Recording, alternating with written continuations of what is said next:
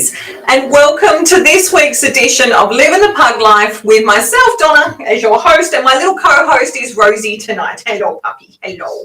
Happy Pug Mother's Day. It is wonderful to see everyone as you're all popping in. I can see some names already.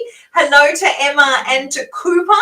My Lord, you must be up early. It must be like 3 or 4 o'clock in the morning if I've got my calculations right with time zone differences. Thank you so much for joining us.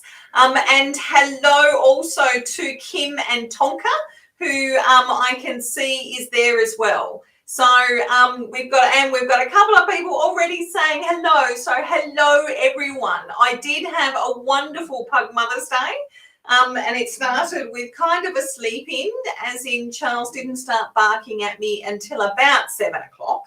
And then, of course, we went to play group. So we got to share with Pug Mother's Day with everyone else. Hello to Rachel and hello to Grant. So Grant, Alfie and Ella and Rachel and Agatha. I'm sorry, Rosie's decided that she's had enough already and she's already starting to fall asleep on my lap. Just so rude. Now, for some reason, something's going on with my account, and I'm trying to pop a message into my group, and it doesn't want to play the game. So I'm not sure what's happening there.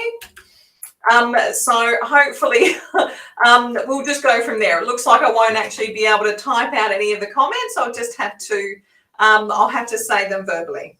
Lord knows what's going on, but doesn't matter. It absolutely doesn't matter. So I'm just tracking everyone as they go. So we're going to try something a little bit different tonight. So in the live stream comments section, I just before the show started, I popped in a comment, and in it is a link to get access to the software. So as we go live, if anybody would like to join me live on the show and join in on the conversation, I would love to have you on the show. So, and it's really simple. You just click on the link, on the guest link, and you pop up in the software. Don't worry about it. You pop up in the sort of the green room area first. And then I'll pop you in. So if anyone did want to join me tonight, because we're going to do things a little bit differently, just for Pug Mother's Day, we'll see how we go, then I would absolutely love you to come and join us. It'd be wonderful to have you here. So as part of Pug Mother's Day, we're going to what I thought I would do. It's been almost 12 months since I started the Pug Life show. Who can believe it? And the first episode I ever did was why I became a pug mum. I'm not going to replay that show. So you can go back and find that on our blog and also in the Living the Pug Life media section. But I did want to pull out a couple of the questions that I answered back then, and I was going to re-answer them tonight. And then if anybody wants to share their answers, as I said, they can either pop on the show or you can just write it in the comments section and I'll happily read them out. So, hey Rosie. So it is wonderful to see you all, and I can see your comments coming through. So thank you so much. Yes, absolutely. Happy Pug Mother's Day. And I hope that you all had, I know obviously Grant has to wait until Father's Day in September, but I promise Grant you'll get a chance. But for all those other pug mums out there like Rachel and Kim, I'd love to hear how your Pug Mother's Day went. It'd be absolutely wonderful. So it looks like we've got everyone who's coming on initially. Hey puppy. Rosie's still sort of up and bumping around a little bit. I don't think she's quite figured out where her comfy spot is. No, she hasn't. So the first question I answered last time, and I would love to know your answers as well, is what inspired you to become, oh, hello, I do have someone. So what inspired you to become a pug porret? And I've just got Emma. Hello, Emma. It's just about to pop in. There we go. Hello, Emma. How are you? Have we got you? I was going to say, have you got your microphone muted? Oh, here we go. I can't hear you. Oh, Seems like we've got some technical difficulties. I'll just see if we can't try and sort her out. We may need, Emma might need to pop in and pop out again. So, oh, there she goes. Obviously, she needed to pop in and pop back out again. We'll figure it out. We will figure it out. So the question was, what inspired you to become a pug parent? And for me, I actually don't have Hooman children. I have a stepdaughter. But I grew up with dogs in my life, but I grew up with working dogs. So having grown up in a rural part of Tasmania, and so working dogs aren't pets. And I knew that I wanted a pet one day when I grew up, obviously. And so I wasn't quite sure what I wanted. I just knew that I wanted a pet in my life. And then I saw the movie Milo and Otis. And I just absolutely fell in love with little Otis. He was such a great little man. He was such a good friend to Milo, who'd obviously gotten lost. I'm assuming everyone has seen the movie, so spoiler alert if you haven't. I just thought that this little pug was the best friend that anyone could ever have. And so for me, I was like, that's the dog that I want. Absolutely, it has to be a pug. I wasn't like other kids that grew up wanting to get married and have children and do all that sort of stuff. I was the kind of kid that wanted a life where I could do whatever I wanted, when I wanted. And then when I saw Milo and Otis, that was when I decided that it was going to be a pug that was going to share that life that I kind of had planned out at a young age. So that was pretty much sort of the movie that inspired. Who would have thought? And it was just amazing because I never changed my mind. It was just always, there was something about that pug that just appealed to me. I'm assuming it was his undying loyalty. Hey, Rosie, you can see the loyalty is just eking out of her at the moment. And so, of course, that was why I definitely decided that was what I was going to do. I'm just double checking all the comments. Maybe everybody's hurriedly typing at the moment. But so we'll see what other people have written as to that. The next question I had was, why did you want to become a pug mum? Because of course I was one of those strange people that when I did finally grow up and move out and get a job, I never wavered in my desire to have a pug. There was never, I just didn't, I'm not sure if it was just, it was stuck in my mind and there was no other choice. It just never occurred to me that there might be another breed of dog that would do the same thing that a pug would. All I knew was that it had to be a pug. And pretty much it was all based on the Milo and Otis movie. So it was a pretty narrow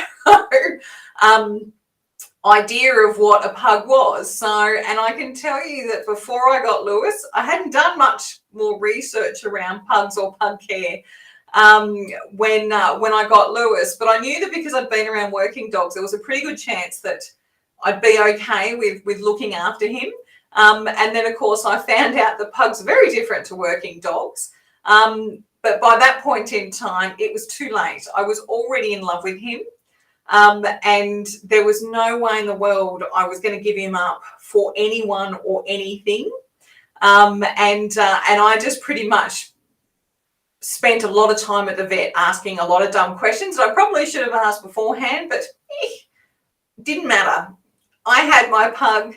It was me and Lewis against the world, and that was all that really mattered as far as I was concerned.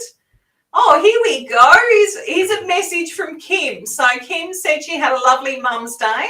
She started off with an early walk with Tonka, which sounds like a fabulous way to be spending Pug Mum's morning.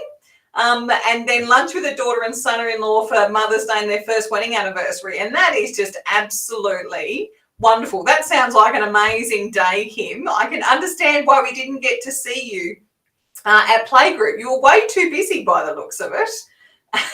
And I'm not sure because unfortunately the system doesn't tell me who this person is, but they've said they're laughing at me. Yes, pugs are so different to working dogs. Who would have thought? Even though I have seen videos of pugs working like working dogs, so anything's possible. Absolutely anything is possible. All I can say is that all 4 of my pugs definitely didn't want to be working dogs. Even though my dad did teach Lewis how to chase cane toads, not very impressed. It was Rachel. Thanks, Rachel. So my dad did teach Lewis how to chase cane toads when I was living in Cairns. Not too impressed with that because, of course, when Lewis stopped being a chubby little pug, that meant that Lewis could also catch cane toads, which, as everyone knows, was not a very good thing for dogs when they catch cane toads. So Dad and I had to have a few stern words about that. So guys, like Rachel, how did everything go with Agatha? I can just imagine it would have been an absolutely wonderful day. And Emma as well, how did it go? How was your day with Cooper? So the next question that I always love to ask other people who have pugs, and is a great question that people ask me, is what is the best part about being a pug mum? And I am certain that everybody has an answer to this one. So for me, the best part about being a pug mum is being made feel like the only person in the world. And the best way that I can describe the way all of my pugs have done this, so Rosie and Charles now, but also Lewis and Winston before them, is that when I walk in the front door, and I could have been away for 5 minutes or 5 hours, I get the same exuberant and over-enthusiastic welcome. And it makes me feel like the best thing ever, like $1 million, like there is nobody else in the world that they would prefer to see more than me. Probably Andrew as well, but definitely I know when I walk through the door and I get that very boisterous, like they run down the passageway and they bark and they spin around and Rosie jumps because Charles can't jump anymore.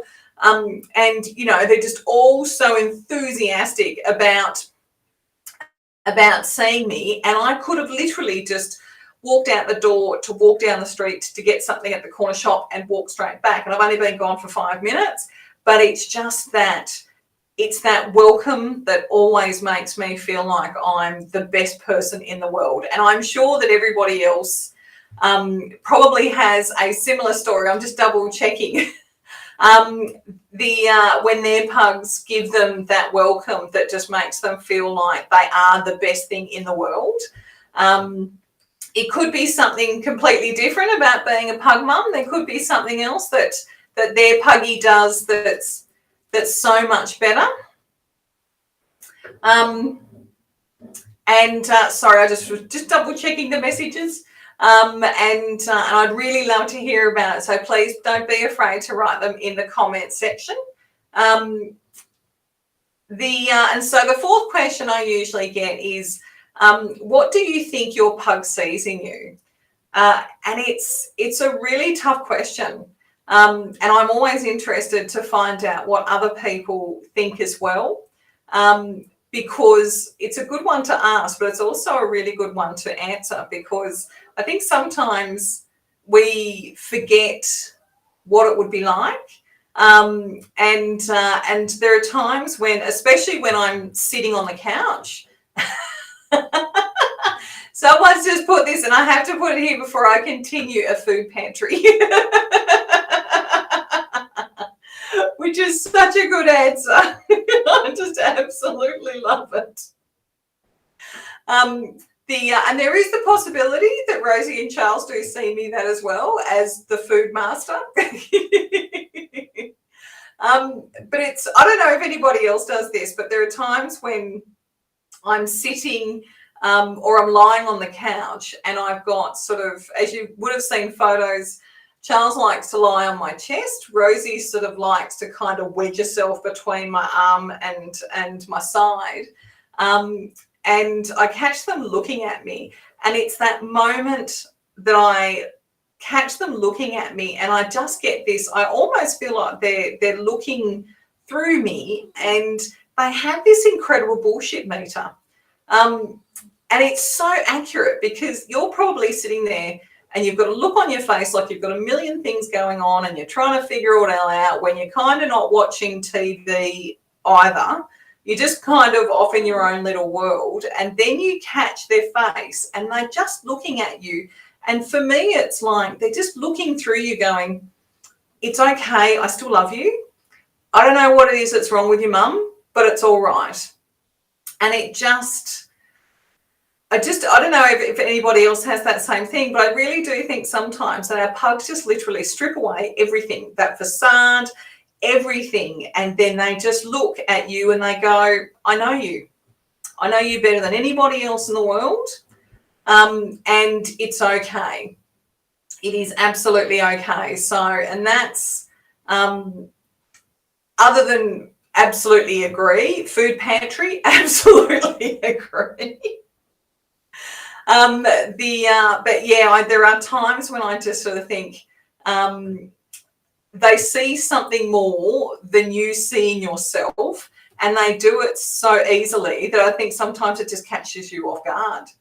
Now, I do love this, because Rachel's just said, Agatha waits until I close the gate, which is the rule, and then rushes over and spins in circles, reaches up and does a stretch on my knee. And I absolutely love that. That is just... I can picture Agatha doing that, and I think that's just a wonderful welcome. There's definitely, Rosie doesn't do the stretch on the knee. Charles obviously can't even, but I can just imagine little Agatha doing her little spins and running around. That is just absolutely amazing. And then we've got another great answer to what does your pug see you as? A taxi.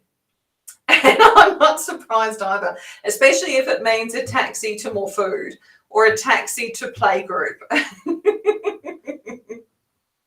I'm not sure what everybody else's pugs do think, but I do like the taxi, and I do love the food pantry. That is definitely a great one. Just double checking to make sure there's not any other questions running through. So does anyone have any questions for me? Like there's sort of even not specifically pug mum related, would definitely... Oh, here we go. Here's another one. A jungle gym for her and the cat. That's an interesting answer.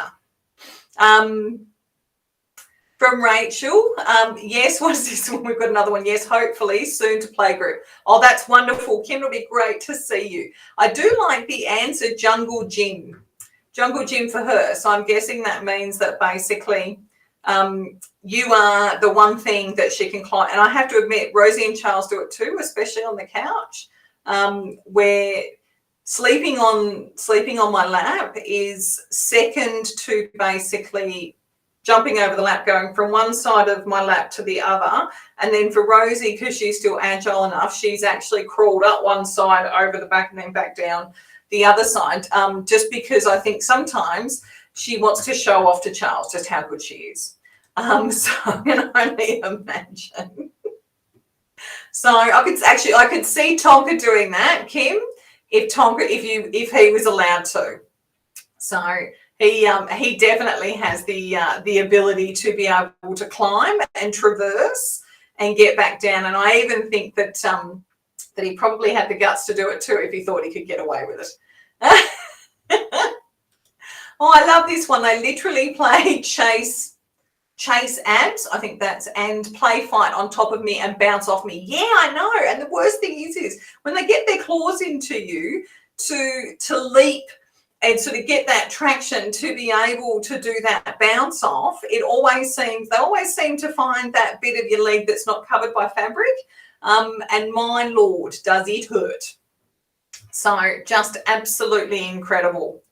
The one thing I do want to mention is hopefully everybody managed to read all of the really nice comments that were placed on the Facebook group this week, all the Pug-mom comments from their pugs. I thought some of them were just absolutely just so kind. Well, here we go. Here's another one. He'd try to when Dad's not around. That's Kim, obviously, talking about Tonka. So obviously Tonka's, he's given it a go, but hasn't quite achieved. That's a good boy. So what I will do with the opening video, which this time we wanted to put Pug-mom Day messages up, I will post that separately on the Facebook group. So that if anyone missed any of the comments that were in the video with the beautiful photos in the background, then you'll be able to catch them again after the show. So, right, have we got any more questions or any more comments? Definitely, I'd love to know what's the best part about being a pug mum. I have loved all the comments about what your pug sees in you. So it'd be great to know what you think is the best part about being a pug mum. I mean, there are so many things. The welcome home, and by the looks of it, Rachel definitely has an absolutely awesome welcome home. I'm intrigued to see if everybody else gets a similar welcome home, or do they get something different? So we'll just give you another minute or two. So just in case. Or pug dad, absolutely, Grant. I completely agree with you. Pug mum or pug dad, absolutely, as a pug dad. Well, you get to be pug mum and pug dad, so you can definitely claim it. I can just imagine the cuddles and unconditional love from Tonka. That is just, I can attest to that. Tonka does give great cuddles, and he definitely loves his mum very, very much. So I've seen that even after coming to stay with us for 2 weeks, and Kim thought that he'd never want to go home. I saw the look on his face when Kim walked through the door and he heard her voice. He was a very happy puppy to see mum come home. So, right, well, it looks like everyone's pretty much, we've got all the comments. So, but if you have, keep writing the comments. Oh, my little bugger's just run off with my slipper. I'm sorry, Kim.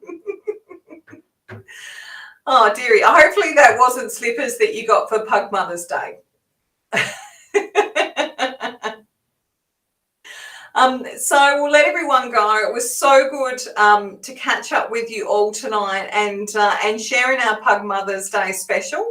It was really nice to do something that was a little bit different to our norm, and basically have this conversation as opposed to having a guest, and then also having the conversation on top of that. I will see Rachel's just popped something in there saying, best thing is quite simply the feel of a draped across my knees, snoring quietly. I'm guessing that's what she's done. She's doing right now. Feels amazingly peaceful, like all is right in the world. Oh my God, no, I completely agree. That is definitely, it is a nice way to fall asleep as well. That is one thing that I can. And we've got, Kim's got her slipper back. Unfortunately, it's a little bit wet now, so I can only imagine what Tonka was slobbering on it before Kim managed to get it back off him. Oh, wow. And I was just going to say, oh, that one didn't quite pop up right. So Emma, so happy birthday, because Emma's birthday's in 15 days. So we all need to make sure that we remember to say happy birthday. I'll make sure I write that down in my calendar. But if we don't, Emma, make sure you have a great day. Or are we talking about Cooper's birthday? Maybe that's what Emma means. But you definitely have to post a birthday picture, that's for sure. Right, thank you so much, everyone. It's been a lovely night, and I hope you all had a great time tonight doing something a little bit different. Please provide me feedback and let me know if you like this format, if you would like to do it more often, and how things you would like to do differently. I do have, apologies, speaking of quietly snoring, that's what Rosie's doing right now. I do have a new guest lined up for our next show, so it's going to be wonderful to catch up and share some stories of a new pug for episode 36. I had to remember which episode we were up. And it'll be absolutely awesome to see you all. So everyone, please have a wonderful rest of your night. Keep an eye out for our replays that we're posting every week now, because I think some people, because they don't get to see the show when it played last year, you should be able to be reminded about some of our amazing guests that we've had in the past. So those replays are now coming out on Saturdays. So keep an eye out for those. And for everybody else, have a wonderful night. Puggies, have a pawsome week. And humans, be generous with the snackies. See everyone.